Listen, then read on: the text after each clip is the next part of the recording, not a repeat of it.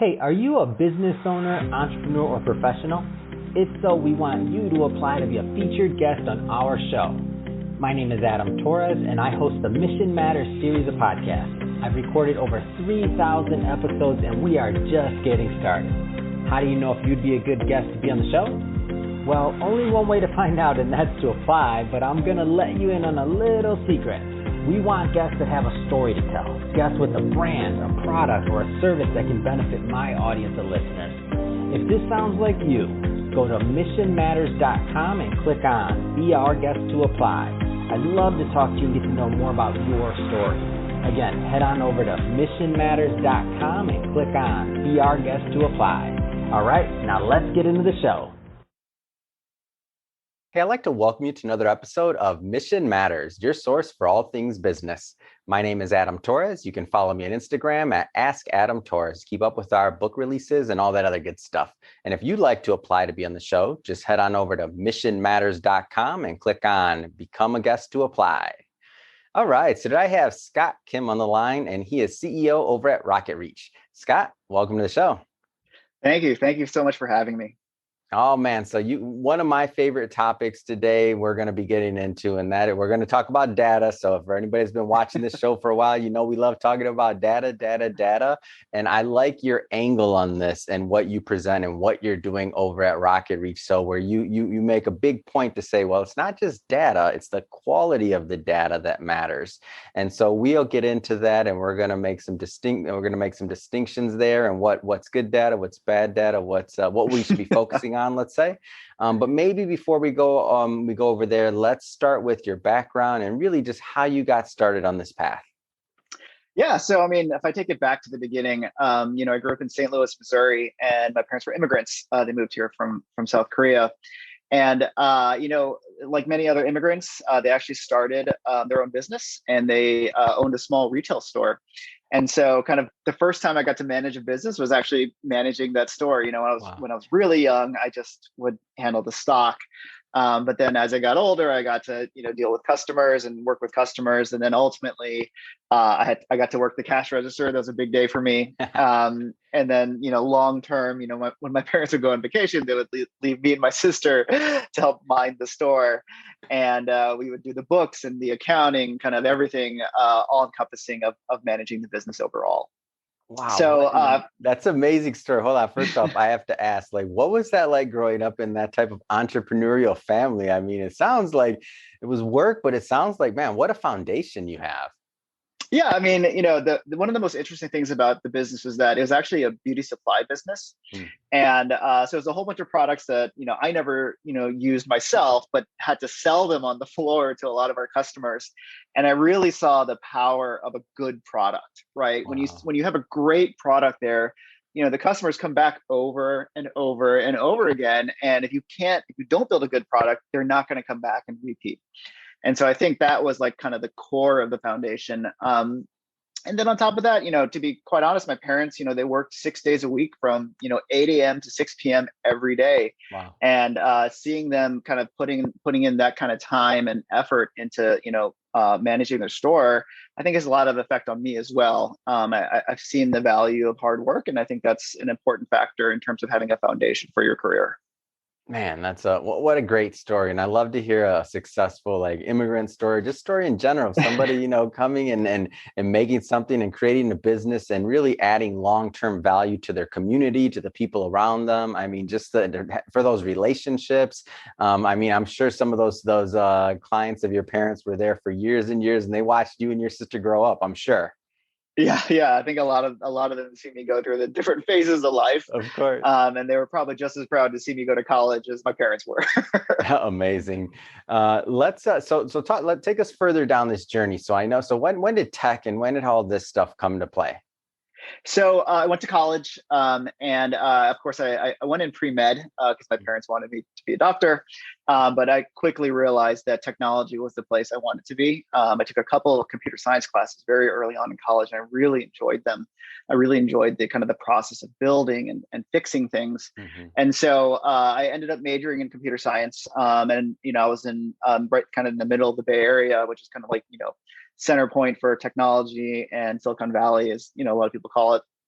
And that was, I think, a great learning experience to see so much of an entrepreneurial attitude around starting businesses and changing people's lives with great products. And so that kind of drove me into technology. And my first job out of college was working as a software engineer, as many people would expect after having a computer science degree.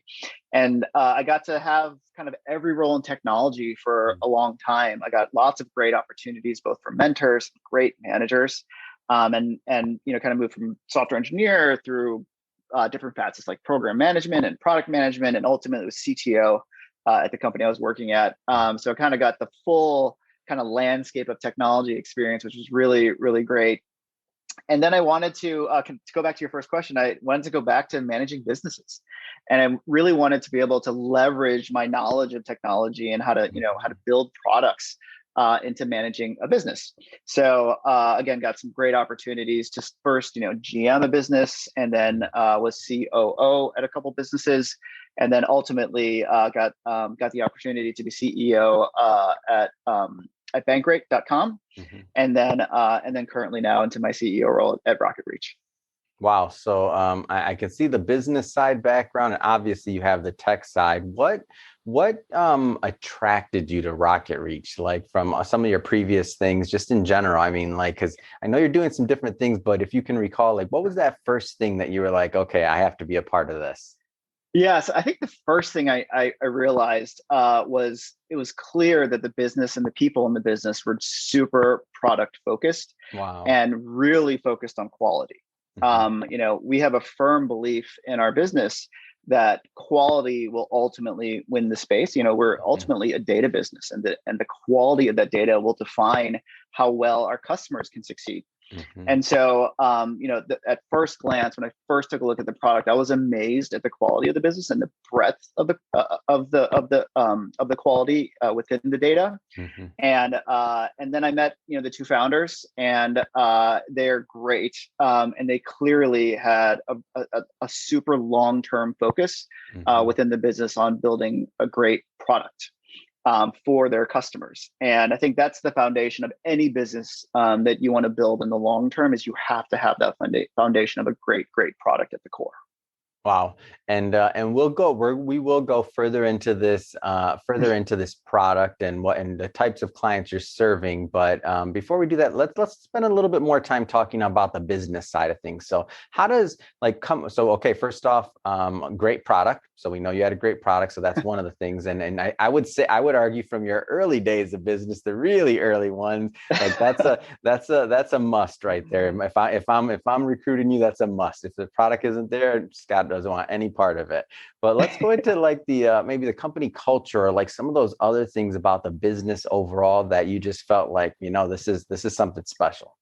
Yeah, I think, there's three cultural facets of a business that are super important to me. And I found that they were super important at RocketReach as well when I first got introduced to the business. First is being very data driven. And, anytime you have two founders who are kind of engineering focused and product focused, they're generally going to be very data driven about their decisions. And this was definitely a super example of that. So I think it's super important, especially today, to be super data driven in your decisions. I think, decades ago, I think a lot of decisions had to be made with kind of gut and intuition, because they just didn't have the data available or the tools and the facilities to be able to make a lot of data driven decisions. But nowadays, obviously, you have to be super data driven. I think that helps separate the great companies from the good companies, are the ones who can make really good decisions around data. I think the second thing for me is velocity. A lot of companies talk about this, but I really do believe that velocity can, it's kind of a compounding culture within the business. So the faster you're able to make decisions, hopefully based on data, the faster you'll make good decisions, and you'll make a whole bunch of bad decisions as well. But the faster you can learn on those good decisions and double down on them and make better decisions and make more good decisions, the faster you can kind of create the cadence of that, the better your business will be. And I think that was super important at RocketReach. And then finally, I'm a huge believer in kind of what I would call autonomous design within the culture and the teams of the company.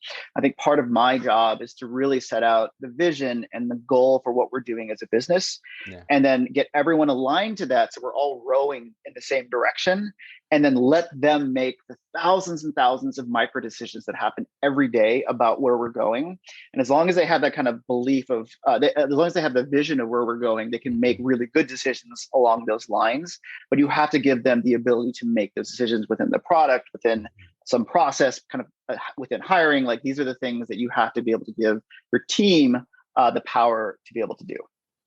That's awesome. And I love when you said whenever the two co-founders are engineers. I'll tell you, and for those that have been watching this show for a long time, I throw myself under the bus on this one all the time. Our other co-founder over here, he was really data driven and obsessed with this in the beginning. And I probably cost us 2 years of growth, because I'm like, we'll get to that. Like right now I'm the content driven one, which is probably pretty obvious, right? And he's the data driven one. So I'm like, I held him back a little bit on that one. So whenever somebody makes those statements you did, I always just like to say, hey, everyone watching, Scott is right. Like, data matters, and the quality of data matters, and being data driven, the earlier you can be data driven, I mean, you save yourself money, time. I mean, I haven't seen yet a negative for being a data driven company, and maybe it exists out there, but I haven't seen it yet. Like, I don't know. I just haven't seen it, because the tools that are out there and the other things that are just available that just allow you not to waste money or time. It's a thing. I mean, you can test more, any other thing that you can say you can really do if you have the data. So I just had to pick on myself for that one, Scott. So let's get into the product. So let's get into the core of what you're doing over at RocketReach. Maybe for some of those that aren't familiar with the company yet, just tell us a little bit more about the company and the core products. Yeah, I mean, the core of what we do is really provide contact info for 400 million professionals in the world and 17 million companies. So, I think what we ultimately end up being is an enablement service for your teams at your company. And the big three verticals we sold most to are marketing, sales, and recruiting. Those are the big three verticals, and those three things have in common the idea that they need to go out and reach out to someone and be able to contact them, whether they're offering them a new opportunity as a potential job, or a new service as a salesperson, or like a direct B2C consumer play, and you're trying to kind of reach your target audience. And so the core of what we do is just kind of producing contact info for millions upon millions of users, and enabling teams to be able to be more efficient at what they do.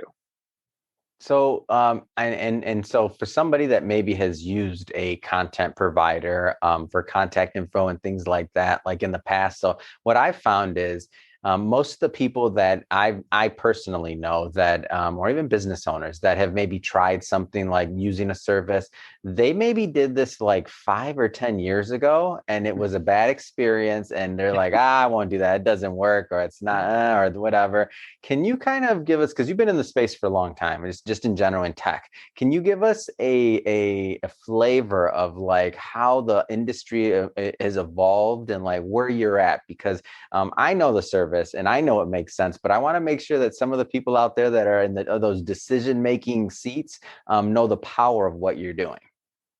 Yeah, I think the space has evolved a lot, obviously, over the last decade or so, and it started with just the ability to kind of reach out to folks, usually over email or by phone, but it was just a super inefficient process. Yeah. And I think the tooling that has been developed over the years has been, quite honestly, amazing. Whether it's services that can kind of send, what they call like drip email campaigns, or reach out to someone on a social network and reach out to them, multiple times. There's a lot of tooling that has happened that has enabled the outreach.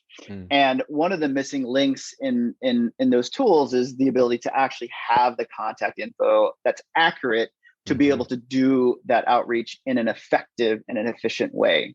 And that's, that is where we live. Back to the quality point, the higher quality data you have, your team will be so much more effective and efficient at what they do on a day-to-day basis.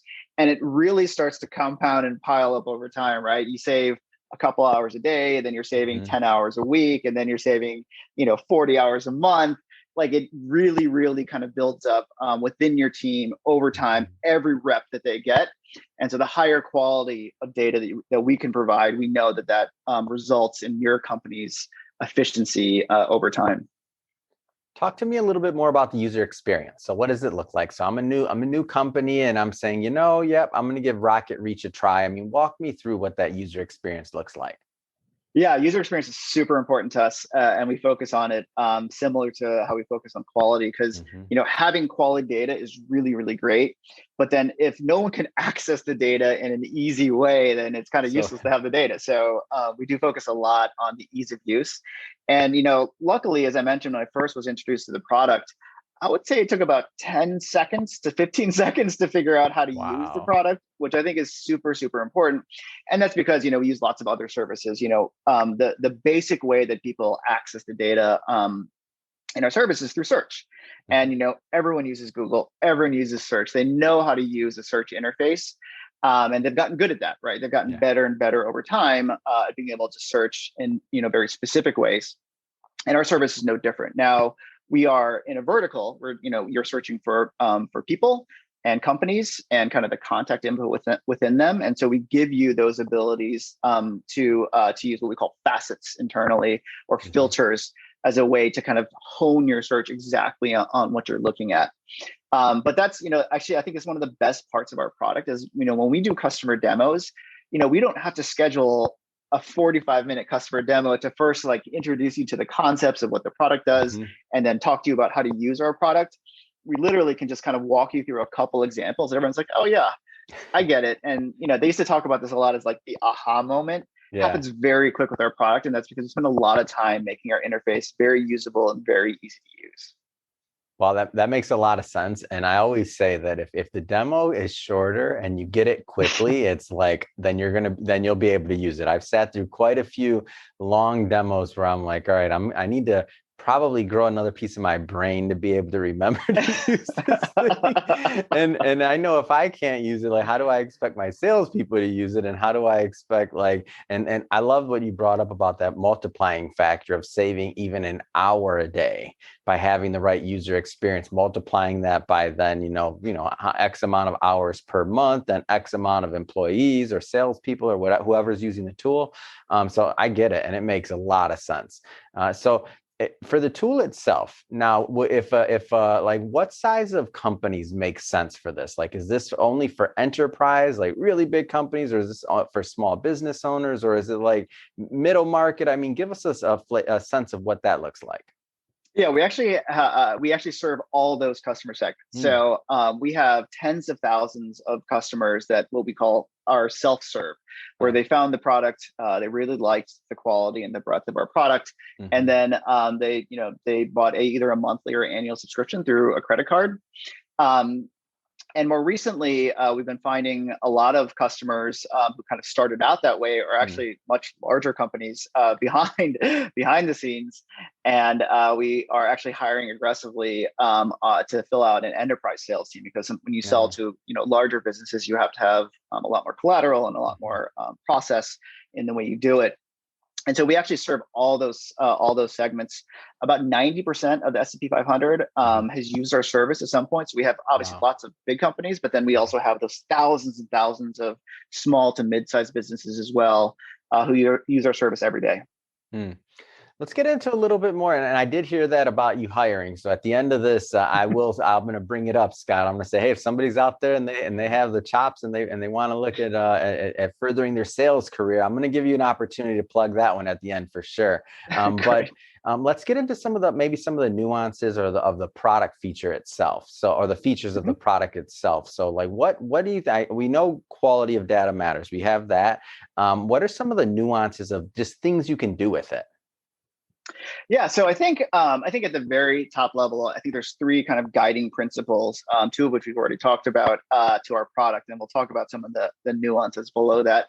So first, for sure, obviously quality, as I mentioned before, is kind of priority number one in kind of everything we do, because we are a data business effectively, and the quality of data is of utmost importance. Second is breadth, because you can have really accurate data, but if you don't have that much of it, then it's not that useful as well. So we not only have to have quality, but we have to have breadth of data that is of high quality. And then finally, as you mentioned, the ease of use. We have to be able to make it so our customers can easily use our product on a day-to-day basis, and they're not fighting against it, right? The product is actually enabling them and helping them do their jobs better and more effectively. So those are the three guiding principles. It's underneath it all and under the covers, and this is where our technology team has done a really tremendous job. Is there's actually a really hard problem to solve, right? So we have tons and tons of different data sources, and we have to kind of merge them together to figure out what we know about people and companies. And I'm Scott Kim, and unfortunately, there are literally thousands of Scott Kims, in the world, and being able to disambiguate and delineate, Scott Kim me and Scott Kim, the thousands of other Scott Kims is actually a really hard problem to solve. And so underneath the covers of it all is the core of the technology is trying to help bring together this massive amount of data and figure out who's who, which company is which company, and how do you separate them out so that it's easily understandable by someone using our product.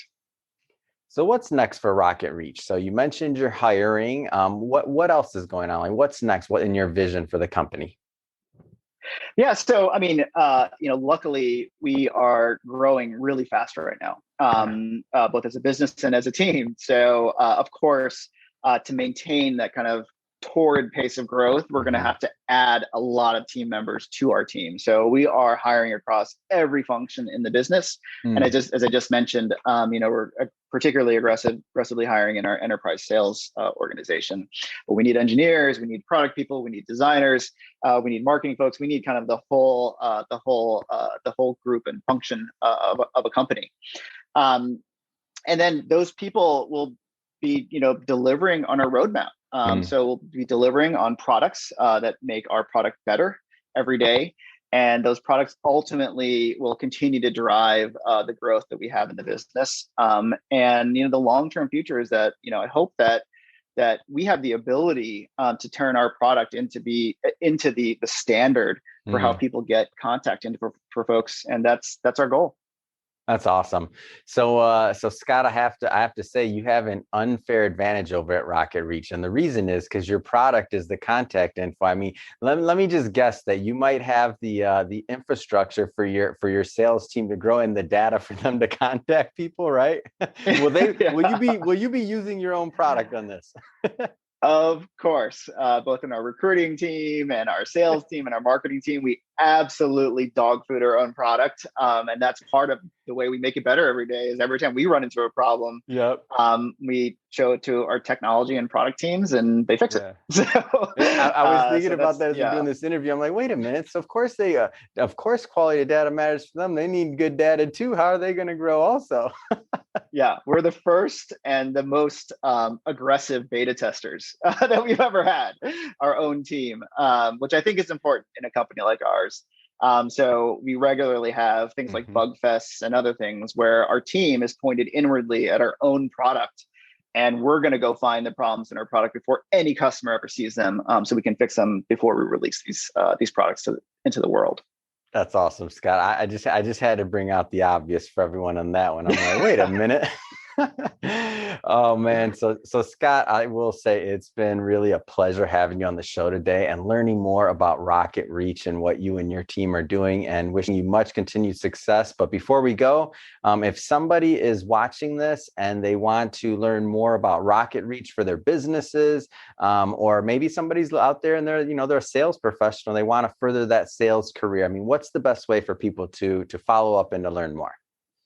Yeah, definitely go to RocketReach.co. That's the kind of first and foremost. If you're interested in buying the service, that's obviously you can test out the service for free at the beginning, and then after you like the product, you can always, of course, buy through our sales service checkout or through our enterprise sales team. If you're a candidate, go to RocketReach.co and go to the hiring link. We'll have all of our jobs there, and that list is kind of ever growing at this point. So it'd be great to have new team members join the team. That's awesome. Well, Scott, really appreciate you coming on the show today and sharing more about your background and that solid entrepreneurial background. I love it. Love to see the way you grew up and what you're doing now with as RocketReach, running the company. And I'm excited to just hear more things and watch you, the company, grow, your teams grow. This is going to be great for me. And to the audience, as always, thank you for tuning in. Hope you got a lot of value out of this. Hope you had some fun. Hope you learned some things. If you did, don't forget, hit that subscribe button. Love for you to be a return viewer. Have more great guests like Scott coming up for you, and we don't want you to miss anything. And Scott, thanks again for coming on the show. It has been a pleasure. Thank you for having me, Adam. Really enjoyed it.